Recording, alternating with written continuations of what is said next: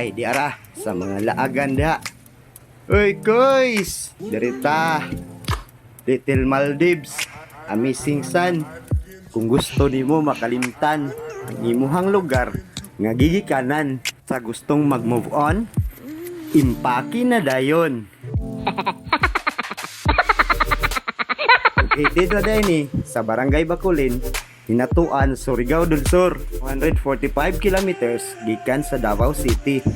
700 pesos ang bayad sa ilang pambut patabok sa ilahang mga cottage. 2,500 ang ilahang cottage sa overnight stay. Pero dili na ka magmahay, kay good for 10 na siya.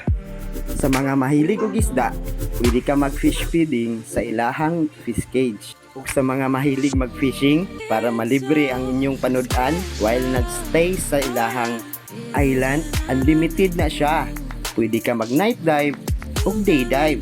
Kung naa kay rad, pwede ka mag-casting, walay bawal.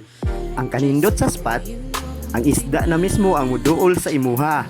Kay gusto, magpatusok.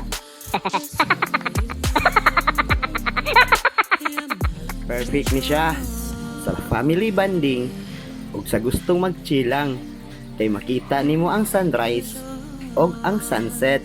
Mao nang pagkagabi na hingkuha na dayon ko sa ako ang pana. Mao din ni akong mga kuha. Good for 1 hour lang na siya. Kay sa akong gingon, ang isda na ang muduol sa imuha kay magpatusok. Diba? Libre na ang panudan pagkaugma. Perfect na kaayo sa sabaw ug sa paksiw. Ug kung naa kay fishing rod, pwede na kaayo pagkaugma. Mao ni among kuha. Unsa pay imong gihulat? Atak na!